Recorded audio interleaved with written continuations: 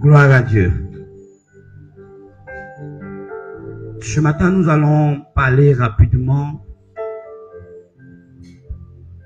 d'une clé ou d'un principe très important. D'une clé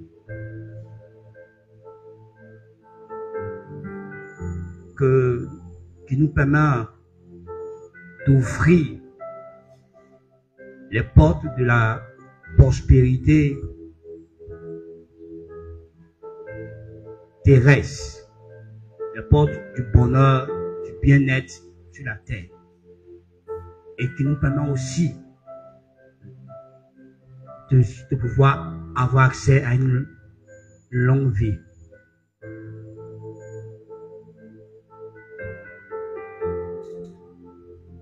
Cette clé est simple. C'est l'honneur que nous devons à nos parents, à la fois biologique comme spirituel. C'est une clé très importante qu'il faut comprendre et pouvoir appliquer.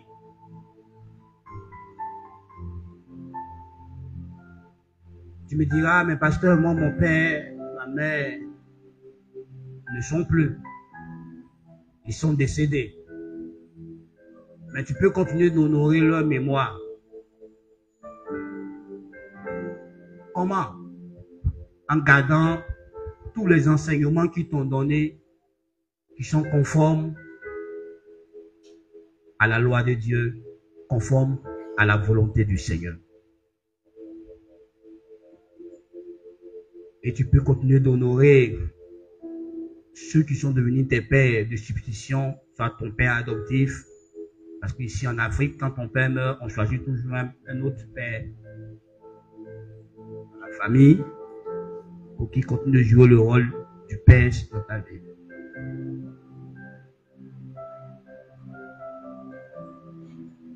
Mais c'est vraiment important de comprendre ce principe.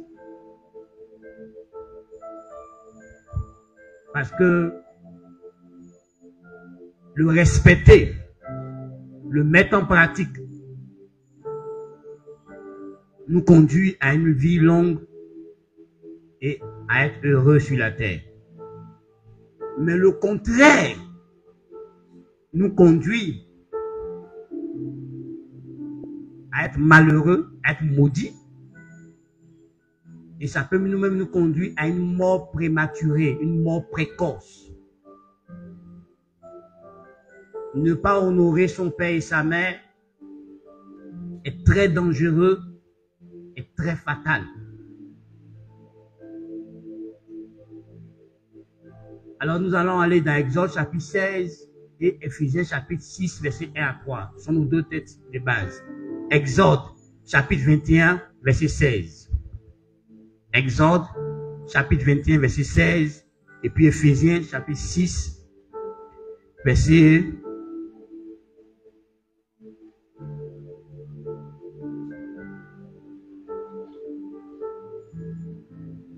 1 à 3. Quelqu'un va prendre Éphésiens, moi je vais lire Exode.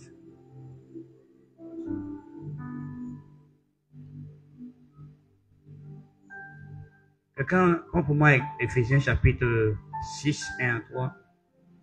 Moi-même, je vais lire dans Exode.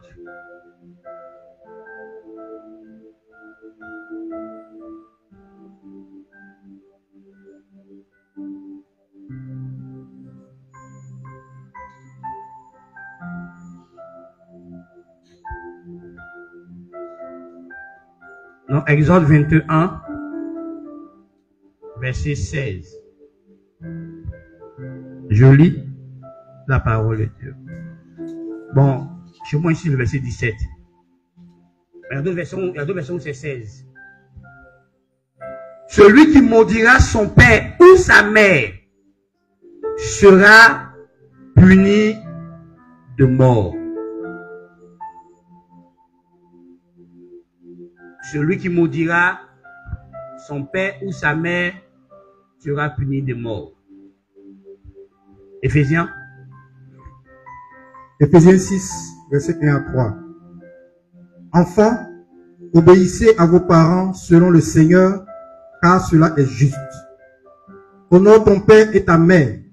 C'est le premier commandement avec une promesse, afin que tu sois heureux et que tu vives longtemps sur la terre. Amen. Gloire à Dieu.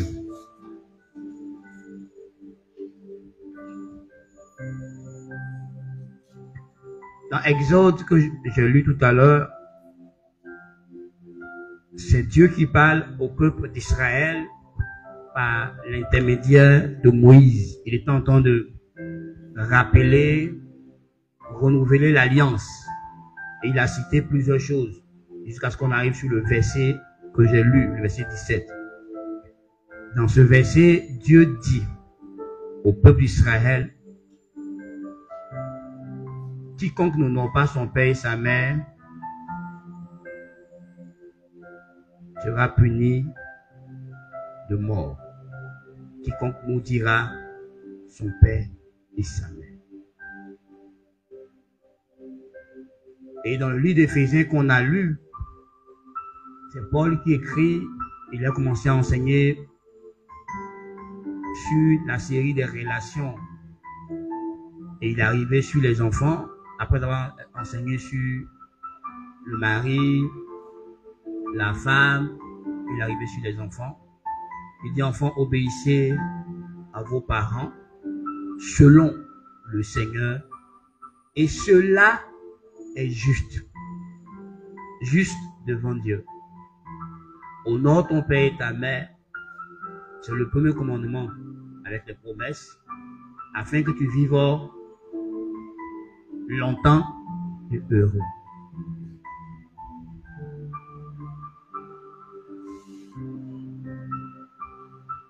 Donc tu comprends, mon frère?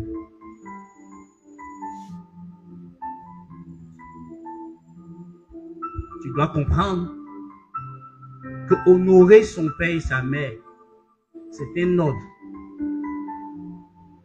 Un ordre qui vient de Dieu. Lui qui a créé la vie humaine, la société humaine.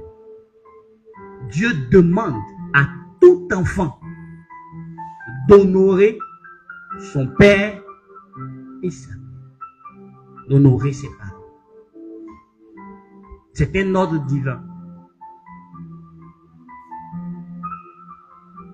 C'est même plus qu'un ordre divin, c'est un devoir que chacun d'entre nous a à l'égard de son père et de sa mère. En grec, père signifie Abba. Abba veut dire source, ressource.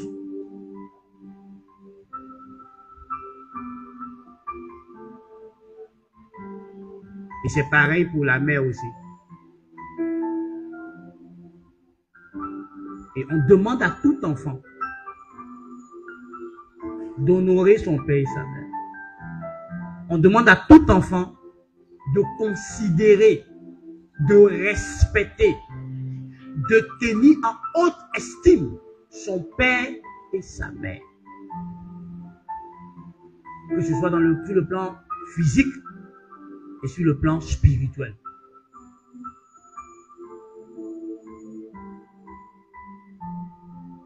Certainement qu'on aura le temps et on parlera peut-être de la fonction de père, la fonction de mère, quand Dieu le permettra. Nous devons comprendre que être père, c'est pas facile. Tous ceux qui sont déjà dans la peau des pères, eux, ils savent de quoi ils parlent. Être père et être mère, c'est pas petit boucan. C'est un vrai métier en plein temps. Être père, être mère.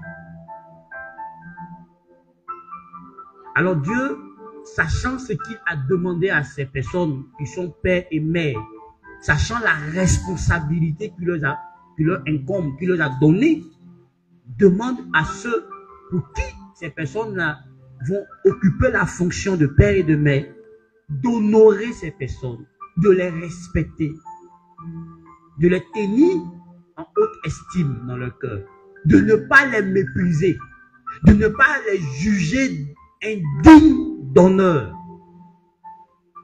Il dit, respecte-moi.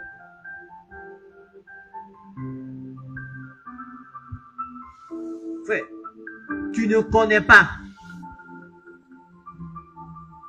C'est un prix que ton père, que ta mère a payé pour que tu sois ce que tu es aujourd'hui.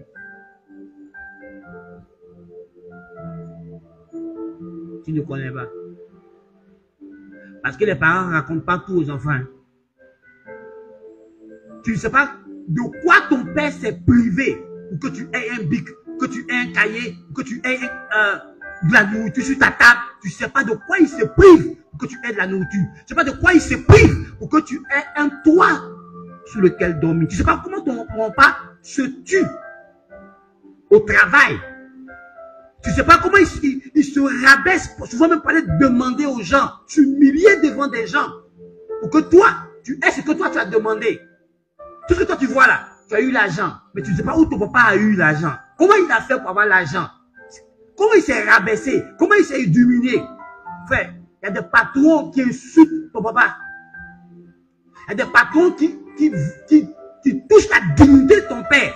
Ton père peut réagir, il peut se mettre en colère, il peut démissionner. Mais quand il pense à ton avenir, quand il pense à ton bien-être, quand il pense à toi, il s'abstient et il ravale son orgueil, il ravale sa dignité. Et toi, cet enfant-là, quand ton papa dit 1, tu dis 15.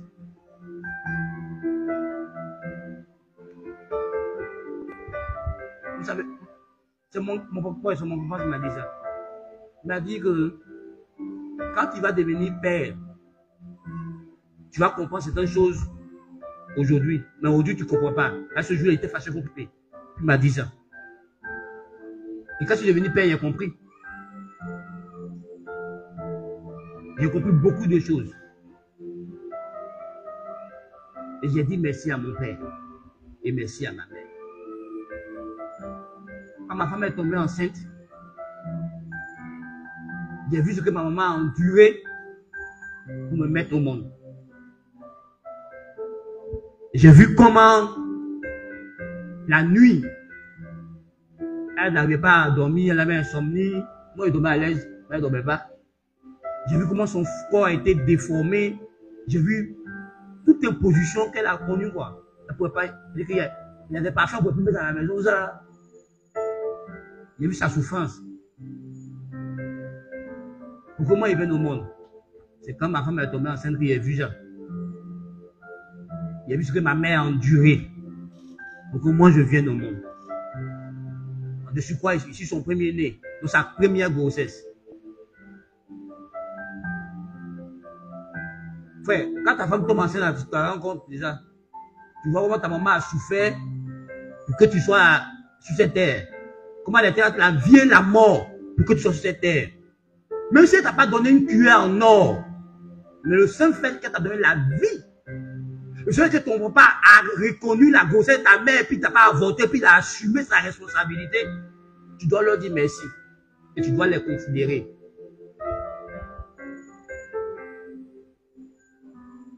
Frère, est-ce que tu connais le prix qu'ils ont payé pour ta naissance? Le prix qu'ils ont payé pour ton éducation? Le prix qu'ils ont payé pour que tu sois en bonne santé? Le prix qu'ils ont payé pour que tu n'aies pas honte devant tes amis? Pour qu'on ne te chasse pas de l'école? C'était dans nous là. On a fréquenté les meilleures écoles, les écoles d'excellence. Ça coûtait cher. Si au moins 6 enfants habitent, ton papa assume ça. Tu sais comment il a fait pour payer ça? Hein? Avec son salaire maigre là, il paye ça. Toi, ton père était instituteur. Mais toi, tu es parti à l'université. Tu sais comment ton père a fait pour que tu partes à l'université? Ton père était planteur. Tu sais comment il a fait pour que tu partes à l'université? De 7 pays jusqu'à l'université. Tu connais les souffrances qu'il a accepté d'endurer pour toi? Est-ce que tu sais que derrière certaines raisons où ton papa portait les mêmes vêtements, c'était à cause de toi qui portait les mêmes vêtements, les mêmes chaussures? C'est à cause de toi qui se privait de fauteuil? C'est à cause de toi qui s'est privé de voyage? Parce que si Dieu va vouloir aller parcourir le monde, il y a des choses qu'il ne peut pas faire pour toi. Donc il s'est privé de ça pour toi. Est-ce que tu sais ce que ton papa a enduré pour toi? Est-ce que tu sais ce que ta maman a enduré pour toi? Est-ce que tu connais le prix qu'il paye? Maintenant, si on va dans le spirituel, est-ce que tu connais le prix que ton père spirituel paye, ta mère spirituelle paye pour que tu avances? Tu connais? Non, frère, est-ce que tu connais? Demandez à ceux qui sont devenus pasteurs. Eux commencent à comprendre ce que leur père spirituel endure pour que toi tu grandisses dans le Seigneur, pour que toi tu sois à l'abri des ténèbres, pour que le diable n'ait pas accès à ta vie. Eux, ils connaissent ce que leur père spirituel a enduré. Et je prie pour toi, quand tu vas commencer à encadrer une âme, être responsable d'une âme, tu vas commencer à comprendre le prix que les gens payent pour qu'une âme se maintienne dans le Seigneur. Pour qu'une âme croisse dans le Seigneur. Pour qu'une âme soit libre de l'aimer, le Seigneur. Le prix que les gens payent dans la prière, dans l'intercession. Et avec ça, il y a des gens qui ont le cran et le courage de mépriser la fonction pastorale. Que non, les pasteurs, s'ils veulent rien faire, donc travailler.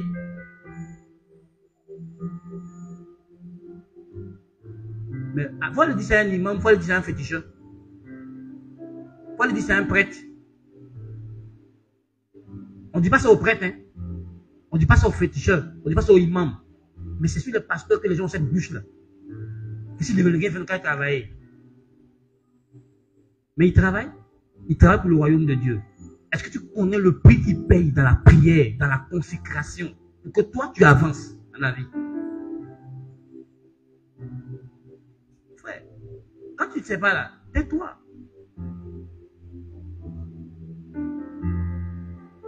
Est-ce que tu sais que souvent le pasteur il a ses problèmes personnels?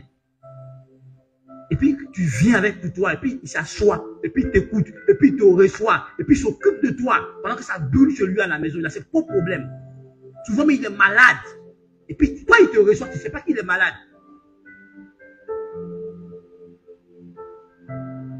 Je connais un pasteur dont le pasteur Karambiri remet le témoignage. On l'amène à la chair, on le soulève pour l'amener à la chair. Quand il arrive à la chair, l'onction, Dieu guérit, mais lui, il est malade. Il répare. Quand on enlève à la chair, on le met dans chaise roulante. Catherine Kuhlman, pendant qu'elle opérait des miracles, des guérisons, elle souffrait du cancer. Mais quand elle monte à la chair, Dieu guérissait par ses mains, mais elle souffrait du cancer. Pendant que Bénigne parcourait les nations, sa femme a été tellement dépressive qu'elle a pris de l'alcool et de la drogue. Parce qu'elle a souffert de l'absence de son mari. Tu connais ce que les pasteurs, leur famille endurent? Tu connais? Pour que toi tu sois prospère, pour que toi tu avances, pour que toi tu sois honoré, pour que toi tu sois heureux dans ta vie, est-ce que tu connais ce que les pasteurs endurent, ce que ton père dans la foi, ta mère dans la foi endure pour toi? Tu ne sais rien. Mais souvent quand vous réagissez, le gars il dirait et puis il remue la tête. Parce qu'il peut faire 21 jours de jeûne pour toi, sans que tu saches qu'il a jeûné pour toi. Il peut affronter des puissants des ténèbres, sans qu'il ne te dise à toi qu'il a affronté les puissants des ténèbres de ta famille pour que toi tu avances. Parce que quand on prend même en réalité là, vous passez combien d'heures dans la prière? Combien d'heures à méditer la parole de Dieu? Et les pasteurs font cet effort. Ils font des heures de recherche, des heures d'études bibliques. Ils payent des manuels et puis ils veulent vous donner une formation gratuite que vous utilisez pour avancer dans votre vie. Et c'est vous qui les méprisez. Et les pasteurs font rien.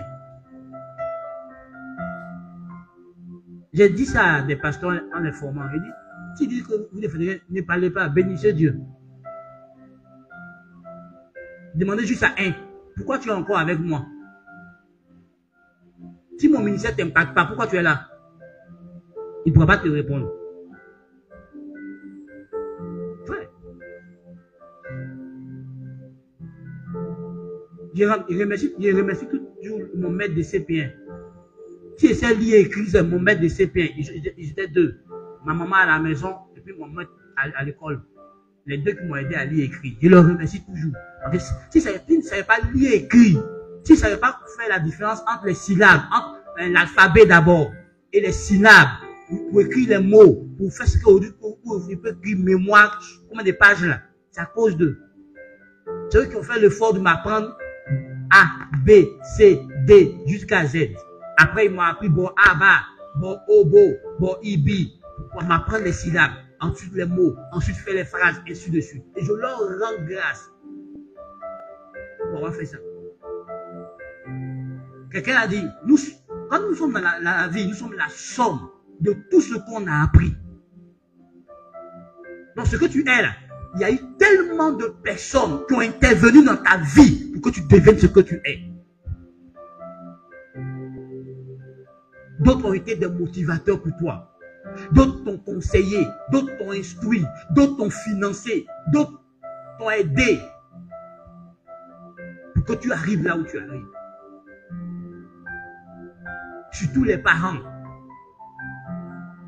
Et quand tu as la grâce d'avoir des parents chrétiens, pour ceux qui ont des parents chrétiens ici, tes parents sont à genoux en prière pour que tout ce que Satan fomente contre toi passe à côté.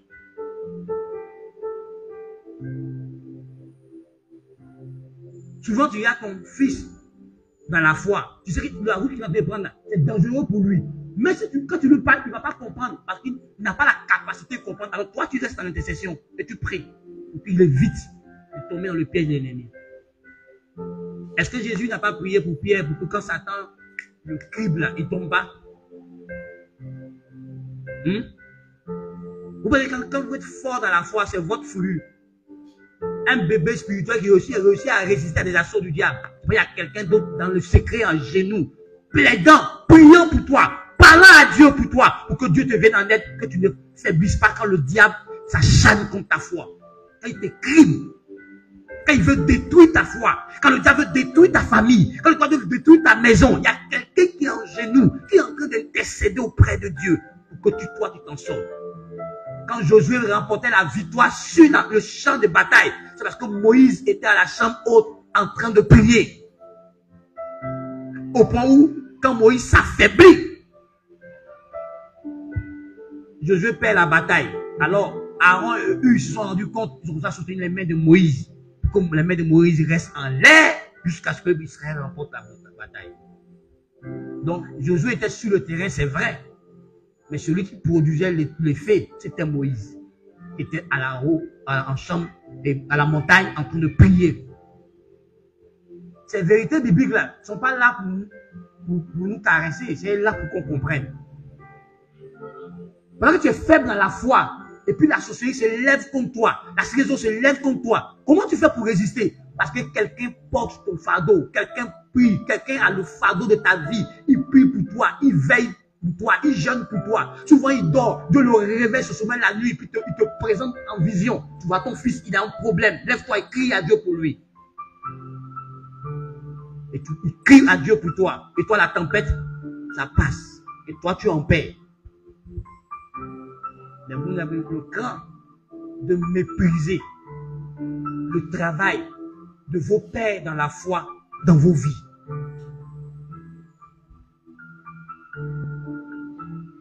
Et ça, c'est dangereux. Ce qui fait que beaucoup de personnes dans la francophonie ne sont pas bénies. Parce que les francophones ne savent pas honorer les pasteurs. Ils ne savent pas respecter leur père spirituel. Ils ne savent pas respecter les pasteurs dans la foi. Les francophones peuvent facilement prononcer des paroles, dire des choses sur leur pasteur. Facilement. On a vu ça dans ces 2 jours-là même. Ils ont filmé un pasteur, ils l'ont frappé. Il y a des gens qui commencent, c'est bien ça, ils sont mauvais. J'ai eu pitié pour tous ceux qui disaient des bêtises là. Je suis désolé. Moi, je suis allé au Ghana. Dieu m'a fait grâce. Mais quand tu vois la manière dont les Ghanéens respectent les hommes de Dieu, même les Ghanéens qui ne sont même pas convertis, les Ghanéens qui sont un peu musulmans, la manière ils respectent les hommes de Dieu. J'ai entendu des témoignages dans plein de pays francophones, anglophones. On respecte les hommes de Dieu. Mais en Afrique, en Côte d'Ivoire, dans la francophonie, en Côte d'Ivoire, les gens méprisent les pasteurs.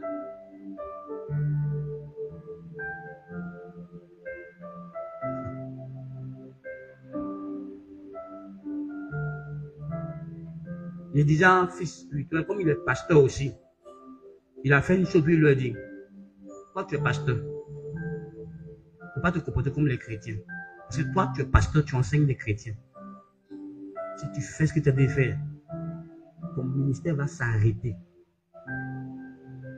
Tu ne vas pas découler dans le ministère. Il ne faut pas regarder ni ma taille, ni ma forme, ni ma petitesse.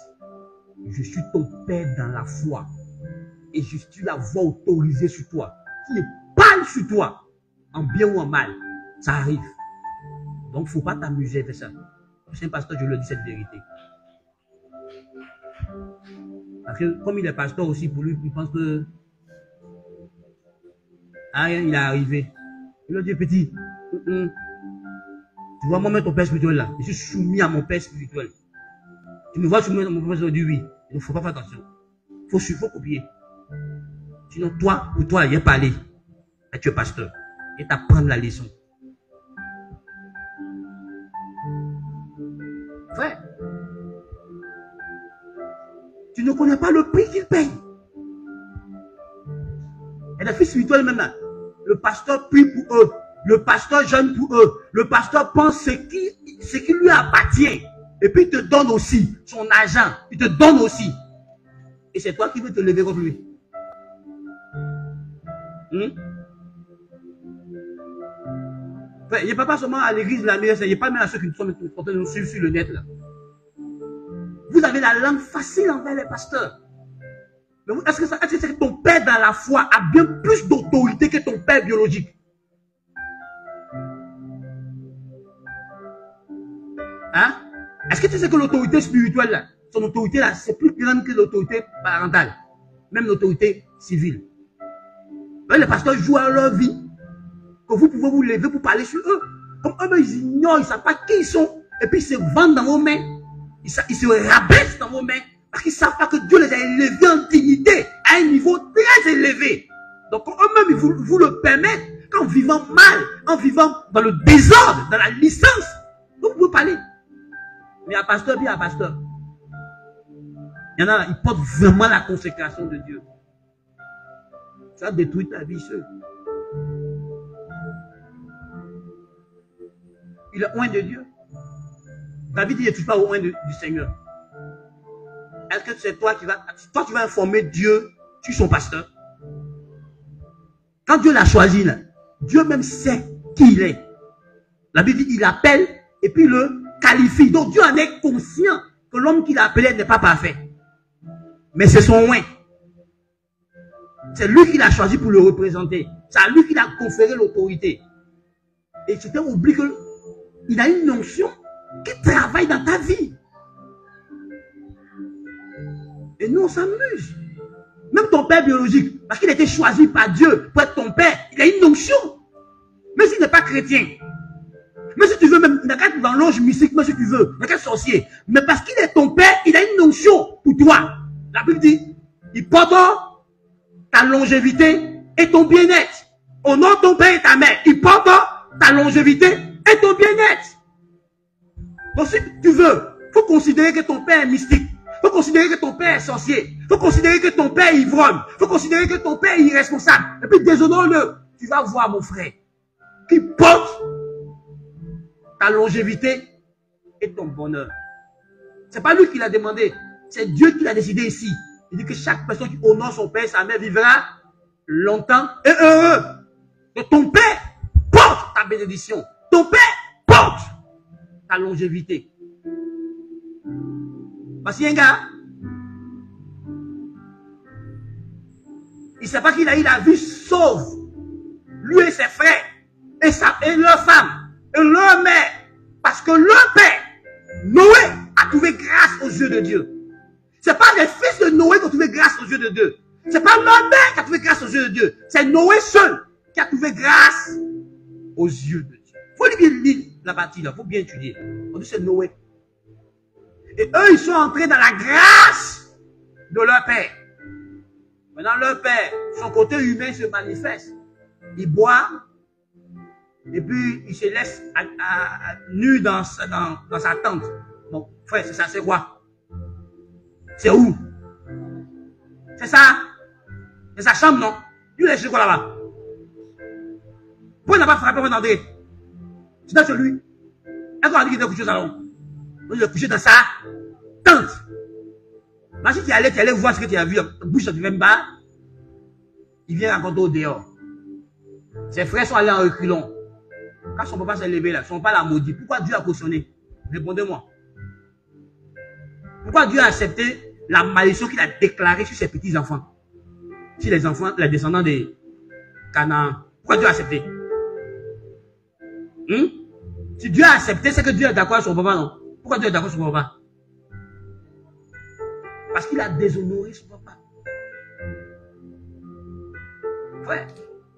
Il y en a, on a ce craint de nommer nos parents Kadhafi. Là, ta maman parle toi, ça c'est Kadhafi. Ah, ça c'est Kadhafi, hein? Mais ta maman, tu parles comme ça. Le Joe Black. Ça c'est ton papa. Ah, Joe Black arrive, un gars.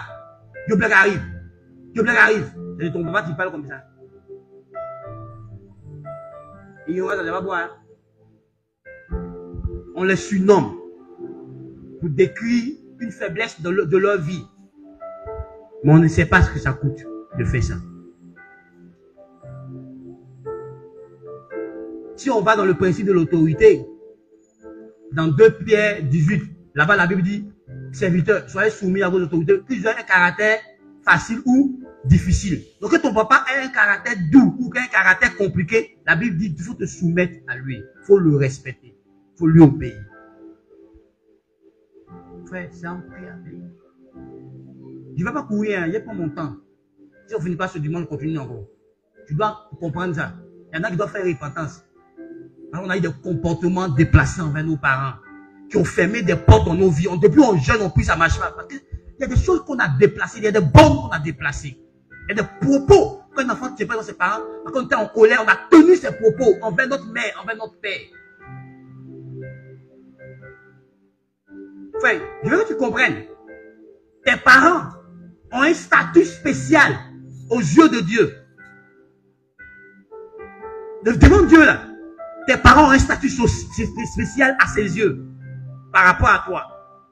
C'est lui qui a fait d'eux tes sources. C'est lui. C'est pas eux qui sont établis, c'est lui qui les a établis. Et c'est ce qui le représente auprès de toi. Donc ils ont un statut spécial aux yeux de Dieu. Si tu les prends pour comme ça fait rien, tu vas voir. C'est vrai que la Bible dit, c'est pour ça que la Bible dit aux parents de ne pas hériter leurs enfants. De ne pas les décourager et de ne pas pousser les enfants à fauter contre eux. Mais c'est dangereux que les enfants fautent contre toi. Donc il ne faut pas les pousser toi à fauter contre eux. C'est pas que toi, tu pousses tes enfants à fauter contre toi, à faire des fautes, à te manquer de respect. Il faut rester digne à leurs yeux. Mais comme c'est pas les parents, aux parents, on parle aujourd'hui là. Après on va réfléchir les parents. On parle des enfants qui doivent honorer leurs parents. Frère, il faut comprendre aussi que ton attitude vis-à-vis de tes parents ne dépend pas de leur attitude vis-à-vis de toi, ça dépend de l'ordre de Dieu. C'est Dieu qui te demande d'honorer tes parents. C'est pas eux qui te le demandent, c'est Dieu. Donc même si eux ils ne font pas leur part, toi fais ta part. Dieu réglera leur compte. Dieu t'a pas établi juge de ton père et de ta mère. Tu n'es pas leur juge. Toi tu es censé les honorer. Tu es censé.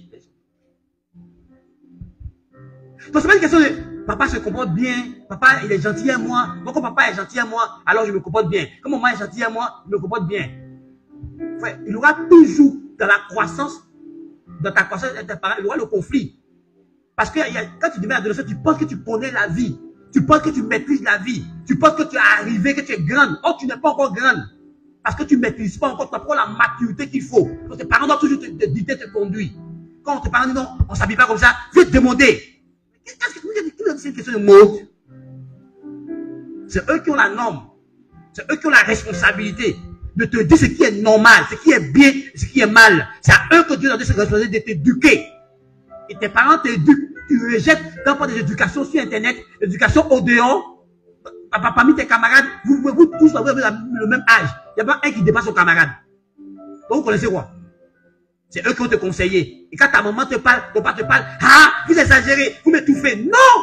C'est eux qui ont la responsabilité de t'instruire. Ils sont oui pour ça. Dieu leur a donné cette capacité de te former, cette capacité de t'accompagner jusqu'à ce que tu deviennes adulte, mature. Et quand tu es mature maintenant, ils se retirent, ils te laissent conduire ta vie, mais ils sont là en position de conseiller et de surveillant. Quand tu essaies de devenir, ils te rappellent à l'ordre. Non, mon grand-fils, oh, non, ma grande-fille, c'est pas comme ça. Tant qu'ils sont en vie, c'est leur rôle. Ils arrêtent ce sacerdoce quand ils meurent. Donc même si tu es dans ton foyer, que tu te comportes mal, tes parents peuvent t'appeler à chez eux à la maison pour dire, pas comme ça on t'a éduqué. Parce que nous on t'a donné après. On entend ça de toi, c'est pas bon notre fille, c'est pas bon notre fils. C'est leur devoir, jusqu'à leur mort. C'est un sacerdoce divin. Et vous ne voulez pas que vos parents fassent jouent leur rôle. Vos parents spirituels ne peuvent pas faire, vos parents biologiques ne le font pas, mais tout rien. Frère, même dans l'affaire de Dieu, là, on est bébé, et puis on grandit. Moi, je pourrais dire, oh, daddy, c'est bon, je suis né mature. Mais tu vois, dans cette affaire de Dieu, là, ce qui est grave, c'est que pendant que toi, tu grandis, ton père spirituel ne s'arrête pas. Il continue aussi de grandir. Donc, plus il grandit, plus il y a des choses qu'il t'a appris, et plus il commence à comprendre d'une autre manière. Donc, il revient te prendre de là où tu es, pour te conduire là où lui est, dans sa compréhension. Parce que plus on grandit à Dieu, plus on comprend mieux Dieu. C'est pour ça que la plupart des ministres de Dieu, c'est quand ils deviennent vieux dans le ministère, qu'ils sont plus efficaces. Parce que quand ils deviennent vieux, ils comprennent tellement de choses qu'ils n'ont pas compris dans leur début. C'est pour ça que moi, la plupart des orateurs que je coupe sur le net, ce sont les gens qui ont plus de 30 ans de ministère. Ils n'écoutent pas les jeunes pasteurs. Ce sont les vieux là qui les cherchent. Parce que eux, il y a des choses qu'ils ont compris mieux maintenant. Ils ont fait beaucoup d'erreurs. Ils ont compris. Donc si eux te coachent, ça va t'éviter beaucoup d'erreurs. Quand mon père se mettait ma fille, mes frères, mes pères, fils, tu vois, ça dans la compris comme ça, mais on fait voici ce que Dieu le dit. Toi-même, tu as le verset, il dit, attends, est-ce qu'il a étudié? Mais quand il ouvre le verset, tu dis, c'est le même verset qu'il a étudié. Tu vois que tu es parti à droite, tu n'es pas là. Oh, le verset va être ici. Frère. Et on ne veut pas. Frère, vos pasteurs, ils ne sont pas là seulement pour chasser des mois. Hein.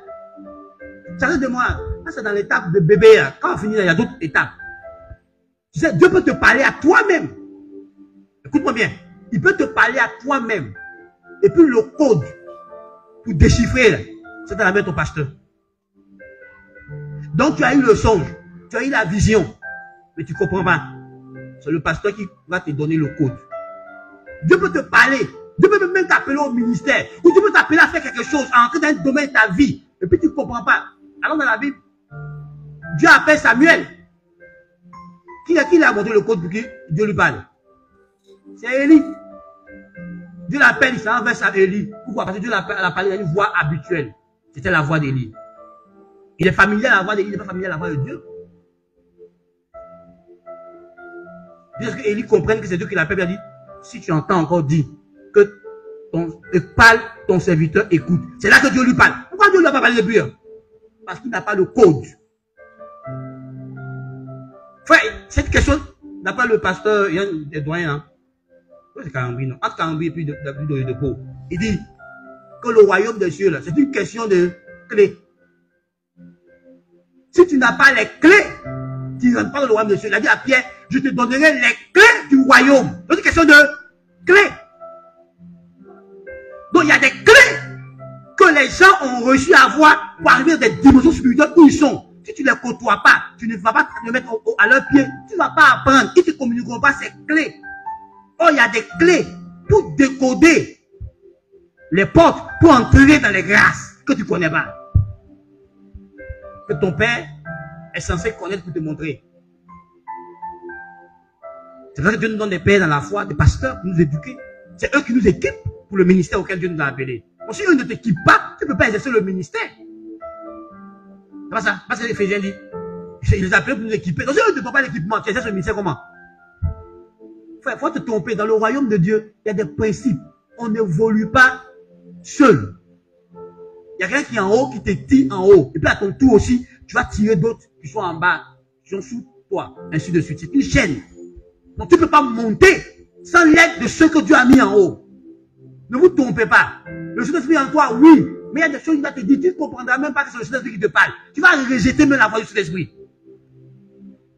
Mais ça va toujours parler en songe. Ça va toujours parler en vision. Et des jours, il met ses pensées dans tes pensées. Et des jours, il te met des convictions profondes dans le cœur. Tu ne sauras même pas que cette conviction, cette pensée que tu as, elle vient de Dieu. Parce que tu n'es pas habitué à ça. Et des jours, il poussera quelqu'un à venir te rendre son témoignage. Tu ne sauras même pas que tu as besoin de rendre le témoignage. Dieu est en train de te parler par son témoignage. Tu ne sauras pas. Parce que tu es habitué à songe, tu es habitué à vision.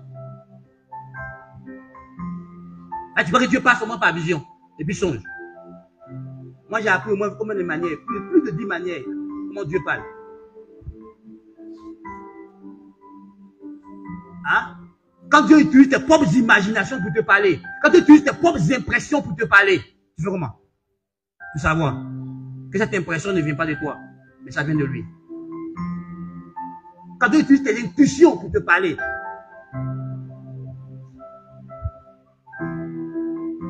frères et sœurs, notre attitude ne dépend pas de leur attitude. Notre attitude dépend de la position qu'ils ont vis-à-vis de nous, la position que Dieu leur a donnée. Quitte à eux de prendre conscience aussi de cette position qu'ils ont vis-à-vis de nous pour se conduire comme ils doivent se conduire de façon convenable. Mais même s'ils ne se conduisent pas de façon convenable, nous, on doit les honorer. Et eux, ils régleront leur compte avec Dieu. Alors comprends ça. Comprends que ta longévité, comprends que ta prospérité sur la terre, qu'une partie de ta bénédiction terrestre a été remise entre les mains de tes pères et de tes mères. C'est eux qui vont déclarer ça sur ta vie. C'est eux qui vont prononcer la parole de bénédiction sur toi. Ton père et ta mère. Même s'ils sont païens, leur parole a effet sur toi. Même s'ils sont, selon toi, sorciers, leur parole a effet sur toi. Parce que Dieu les a mandatés pour te bénir. Dieu les a mandatés pour prononcer la bénédiction sur ta vie. Pour te transmettre la bénédiction. Alors, honore ton père et ta mère. Parce que ta longévité, ta bénédiction est dans leur bouche. Donc, fais en sorte que leur cœur soit rejoui de toi pour que sous l'onction de Dieu, ils déclarent des paroles. Pousse tes parents à déclarer des bonnes paroles sur toi, à dire des bonnes paroles sur toi. Parents spirituels comme parents biologiques. Pousse-les à déclarer des bonnes paroles sur ta vie. Parce que la bénédiction, c'est sur les bonnes paroles qu'on déclare sur nos vies. Toutes ces paroles-là qui deviennent financières, toutes ces paroles-là qui deviennent la paix, toutes ces paroles-là qui deviennent le succès, toutes ces paroles-là qui deviennent la santé, toutes ces paroles-là qui deviennent le matériel, des paroles que les pères déclarent sur nos vies.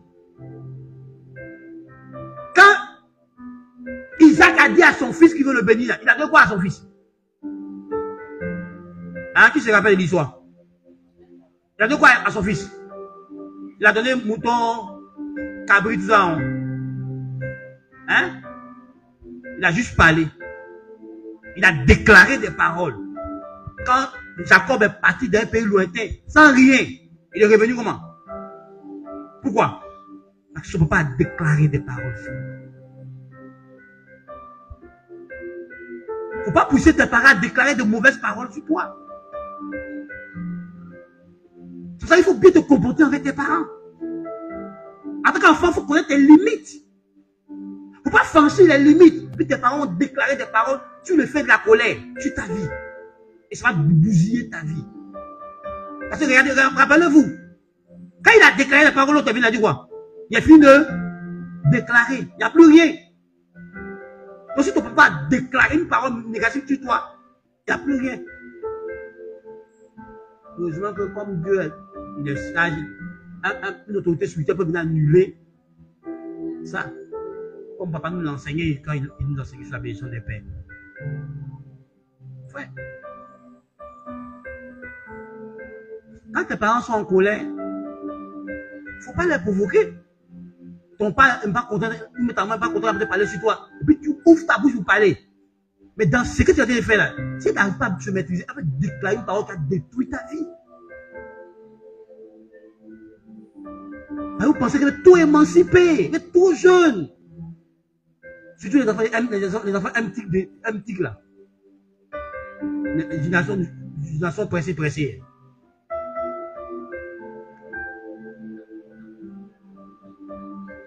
Ah, son papa puis Mimi, sa maman puis Mimi. Il Mimi en bas. Tu t'arranges pas. Il n'y a pas que tes parents sont Dieu. Hein. Il faut bien faire la nuance. Ils représentent Dieu, puis sont Dieu, ça veut dire deux choses différentes. Non, ils ne sont pas Dieu. Il faut savoir que ta bénédiction, ton bonheur dépend de l'honneur que tu leur donnes. C'est Dieu lui-même qui a déclaré ça. Comprends qu'il est juste devant Dieu de les honorer. C'est juste. C'est ce que Dieu attend de toi. Est-ce que Dieu veut de toi? C'est juste. Éphésiens chapitre 6, verset 1. On dit, cela est juste. De leur obéir, de leur honorer. C'est juste. Et nous, on ne veut pas le faire. Combien d'enfants ont rejeté l'enseignement de leurs parents? Ton père t'a dit, ma fille, reste comme ça vierge jusqu'à ce que tu te maries. Tu as trouvé que ton père est démodé. Tu as déjà connu un garçon. Combien d'enfants? Ton père te fait asseoir et puis t'enseigne. Ta maman te fait asseoir et puis t'enseigne. Et puis tu rejettes. Combien de filles à qui leur mère a dit avant de se marier, ma fille, il faut que tu soumises à ton mari. Hein? Et puis aujourd'hui, là, tu fais quoi? Tu fais ce que les blanches t'ont appris. Émancipation. Marie l'a dit, hein, tu as 15 dans ta bouche. Je suis désolé. Combien de personnes à qui on l'a appris? On ne va pas t'appuyer à être responsable, assumer la responsabilité familiale. Et tu es en train de fuir ta responsabilité familiale. Tu dis, on a le temps de 50%, 50%.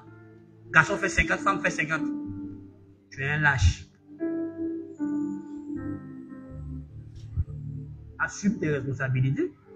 Si ta femme veut t'aider, elle va t'aider, c'est son problème. Dieu qui t'a appelé, il va te donner les ressources. Tu pourras assumer jusqu'au bout. Si tu es engagé à vouloir faire ce que Dieu te demande, Dieu voit. Malgré le métier que tu as, pour que tu assumes tes responsabilités de père et de chef de famille convenablement. Frère, qu'est-ce qu'on t'a enseigné que tu as rejeté? De beaux enseignements. Oui, une fois que mon grand-père m'a enseigné qu'il ne faut pas toucher la femme de quelqu'un, sinon c'est ta mort. Mais il y a vu dans la Bible, on dit que ce sont les insensés. Hein, les dépourvus de sens qui commettent l'adultère. On dit même le chemin de l'adultère, là, c'est la mort. C'est écrit dans le Proverbe. On dit que la femme, les choses, ça t'amène à la mort. On dit lui qui commet l'adultère, là, c'est comme s'il mettait le feu dans son sein. Tu vas mettre le feu dans son sein, ça s'arrête de faire. Tu seras brûlé au 3e degré. On dit que tu es brûlé au 3e degré, tu es mort. Frère, tes parents t'ont conseillé. Si tu vois une grande personne, lève-toi pour le saluer. Aujourd'hui, toi, tu vois une grande personne, tu lui parles mal. Parce que c'est pas ton papa. C'est pas ta maman. Mais c'est une grande personne, c'est un vieillard, des cheveux blancs. Tu le vois, puis tu lui parles mal. Moi, je vois ça dans les arrêts de bus. Des enfants qui poussent des personnes âgées. La personne âgée elle se retrouve au sol. Puis ils sont montés, hein, ils sont montés. De la malédiction. Frère, je suis désolé. Tu as rejeté l'éducation de tes parents. Même si tu n'es pas chrétien, il y a des choses qui t'ont donné, là, qui venaient de la Bible. Tu es venu chrétien, tu as vu que ce que ton papa a dit, là, et puis la Bible dit ça. Pourquoi tu ne gardes pas? Mais tu as rejeté ça.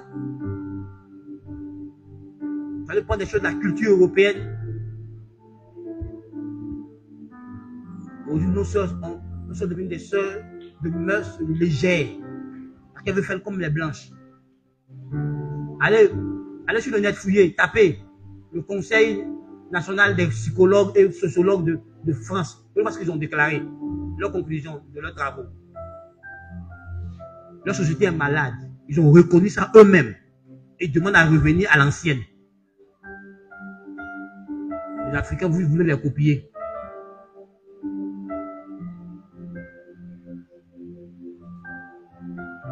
Avant ton papa, tu ne parles pas. Nous maintenant, ton papa parle A, B, C, D, Do. Et puis tu reviens. Nous parlons la main dans la bouche de maman là, mais tu veux mettre ta main dans ses narines. Je suis désolé. C'est ça que les gens meurent précocement comme vous le voyez. Allez, si tu ne crois pas, va au cimetière. Fais cet exercice, je te demande pardon. Va au cimetière, il faut te promener sur 10 tombes seulement. Tu vas voir les inscriptions. Les gens meurent de façon précoce. Parce qu'ils ne respectent rien. Ils ne respectent pas leurs parents.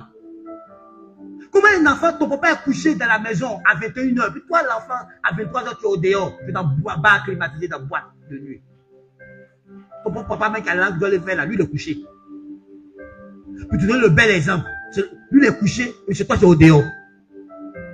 Donc, même, ton papa allait t'amener des habits que tu as portés. Tu as payé des habits que tu as gardés chez tes camarades.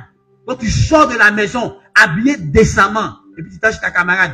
Et puis, si jamais un de tes oncles te croise dans la rue là-bas, là, il crie au scandale. Quand il vient de tes parents, mais votre fils s'habille comment? Non, mon fils s'habille bien. Parce qu'eux, ils n'ont jamais vu que tu as quoi?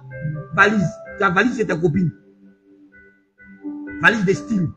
Où tu mets seins au dehors, fesses au dehors, cuisses au dehors. Quand tu viens à la maison, tu habilles bien. Ils t'ont pas dit, ah ma fille, tu mens. Tu ne reçois pas la bénédiction. Quand tu mens et puis lui dis là, tu ne reçois pas la bénédiction. C'est toi qui tombes qui? C'est toi-même qui te mets en danger, tu ne tombes pas quelqu'un. Frère, honorons nos parents. Ils sont sacrés. Ouais. Demandez à un vrai orphelin qui n'a jamais connu son père et sa mère. Cet orphelin va te montrer comment avoir un père, avoir une mère sacrée. Demandez aux orphelins.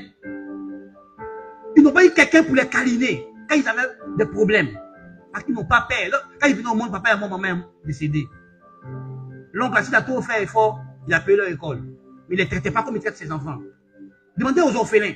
C'est eux qui connaissent la valeur d'avoir un père, d'avoir une mère. Quand ton papa est là, ta maman est là, elle te conseille, elle t'appelle, tu trouves qu'elle étouffe ta vie, qu'elle t'empêche de vivre, qu'il t'empêche de vivre. Ouais. Demandez aux gens, il y a des gens qui ont fait Gossi pour pouvoir continuer leur rêve d'étudier. Ils sont obligés de faire des petits métiers, des petits boulots pour payer leur propre coût parce que papa est décédé, parce que maman est décédée. Il n'y a personne pour les aider à accompagner leurs rêves. Toi, tu as la chance. Ton père est en train de travailler dur pour que tes rêves s'accomplissent. Et c'est toi qui as le cran de le mépriser. Tu as le cran de mépriser ta mère. Pourquoi? Parce qu'elle n'est pas Bill Gates. Elle n'est pas milliardaire. Mais Dieu juge que c'est elle, ou celui-là, qui est bien pour toi. Pour que tu deviennes ce que lui veut que tu sois. Si Dieu voulait Bill Gates, il te fait naître dans l'entraille de la femme de Bill Gates. Si tu as fait naître dans l'entraille de Aya ici, là, c'est Aya qui est bien pour toi. C'est Augustine qui est bien pour toi. C'est ça même, c'est ça qui est bien pour toi. Akisi, Ndaya, c'est ça qui est bien pour toi. Jeannette, c'est ça qui est bon. Oh, tu es chez Jeannette. Sinon, il a été fait naître chez Beyoncé. Mais tu vois l'enfant de Beyoncé là, elle va adorer Tasha. Hein? Elle va adorer Sacha. Le démon. Ça m'a adore. Elle est en train de l'adorer déjà. Donc Dieu t'a sauvé. Tu allais devenir un petit PD. Si ton papa est le papa de Kim Kardashian, c'est quoi il t'a appris? Tu as grandi, ton père était femme, de garçon. Un matin, ton papa vient et devient femme. C'est quoi il t'a appris? Quelle leçon il t'a enseigné?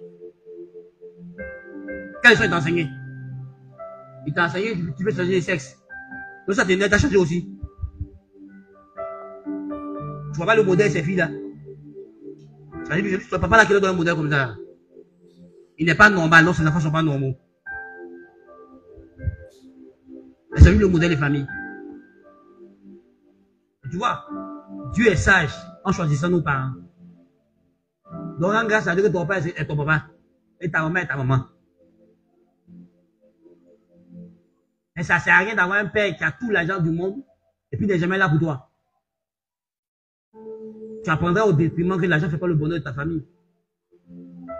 Quoi, je le passais parce qu'il prêchait le témoin d'un monsieur. Il a passé tout son temps à travailler. Il n'avait pas le temps pour ses enfants. Maintenant, il est devenu vieux, il est à la retraite. Maintenant, il demande à ses enfants, pourquoi nous ne rendons pas visite? Il dit, les enfants, on n'est pas habitués à être avec toi. On est habitué à ce que tu règles nos problèmes financièrement. Quand on a besoin d'argent, on te demande l'argent, non. C'est tout ce qu'il y a toi et nous. Parce qu'ils sont plus attachés à leur moment. Et c'est là qu'ils regrettent maintenant. Parce qu'ils n'avaient pas le temps pour donner du temps à ses enfants. Pour lui, il a payé leur école. Donc l'argent, c'est suffisant. Frère, l'affection, l'attention, l'argent ne peut pas remplacer l'affection et l'attention. L'argent ne remplace pas ça. Tout l'argent, tu dois leur donner. Il faut leur donner ton temps. Il faut leur donner ton affection. Il faut trouver le moyen pour faire ça. Alors, honorons nos parents. Le dimanche prochain, on verra comment et pourquoi honorer nos parents. Mais là, tu as compris un peu que c'est un devoir. C'est un ordre. Ils sont en position spéciale vis-à-vis de toi, devant Dieu. Ta longévité et ta bénédiction dépendent d'eux. Et c'est juste aux yeux du Seigneur. Alors je veux t'inviter maintenant, toi qui avais méprisé ton père, ta mère, parce que tu regardais à leur comportement et non à la position qu'ils ont vis-à-vis de toi. Je t'invite à la prière. Demande pardon à Dieu. D'abord, il a dit des choses, a maudit ton papa, a maudit ta maman. Parce que dimanche prochain, on parlera en long et en large sur comment et pourquoi honorer ses parents. Parle à Dieu. Toi qui as méprisé ton père dans ton cœur, tu as vu que mépriser ses parents peut produire la mort et la mort précoce. Parle à Dieu ce matin.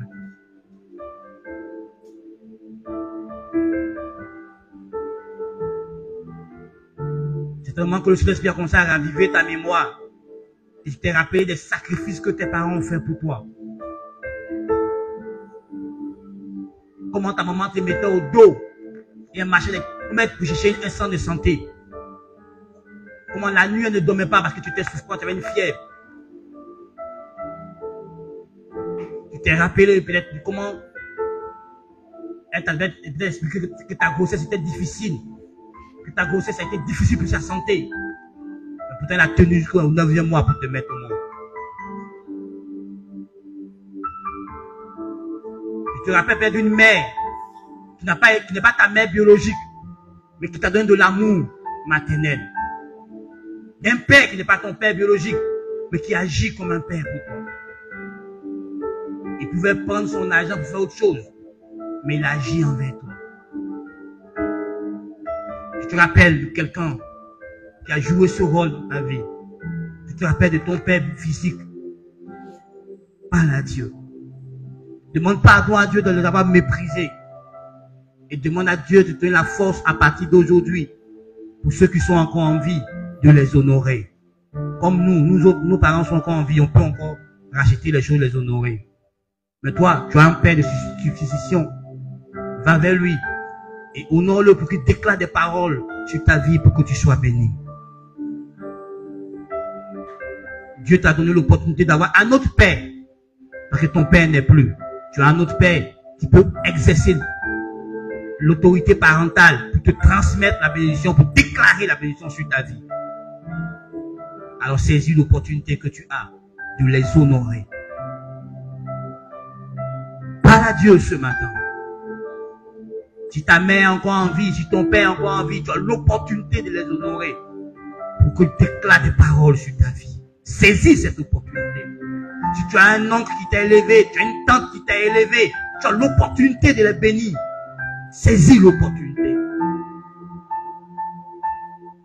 Tu as un doyen de ton quartier d'enfance qui a été un père pour toi, qui t'a prédiqué des conseils, qui t'a aidé, tu as l'opportunité d'honorer ces personnes. Pendant que ton père biologique avait démissionné, parce qu'il a envie, il était irresponsable, Dieu a suscité un père quelque part. Souviens-toi de ce père, souviens-toi de cette mère et honore-les. Même ton père biologique, s'il a encore envie, même s'il a été irresponsable, honore-le juste à cause de la position qu'il a et Dieu te bénira. Mais saisis l'opportunité que tu as d'avoir ces personnes encore en vie de ta vie et honore-les. Pour prendre les grâces et les bénédictions que Dieu a mis en eux pour toi. Cherche à honorer ces femmes, cherche à honorer ces mères. Pose des actes dans leur vie. Dimanche prochain, on en parlera en long et en large. Comment poser des actes pour attirer la bénédiction de ces pères-là sur nos vies. Comment les honorer. Comment les amener à se sentir honorés. Pour que leur âme nous bénisse.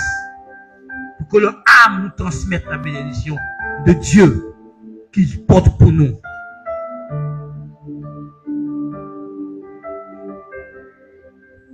Frère, honore ton père dans la foi, honore ta mère dans la foi. Honore ton père biologique, honore ta mère biologique, honore ton père adoptif, honore ta mère adoptive. Honore-les. Ils sont porteurs de la grâce de Dieu pour toi. Ils sont porteurs de la bénédiction de Dieu pour toi. Ils sont porteurs de la longévité pour toi. Ils doivent déclarer ces paroles sur ta vie. C'est à eux que Dieu a remis ses clés pour toi. C'est à eux que Dieu a remis ses bénédictions pour toi. C'est le Créateur qui l'a déclaré ainsi. Si tu les honores, tu seras heureux et tu vivras longtemps.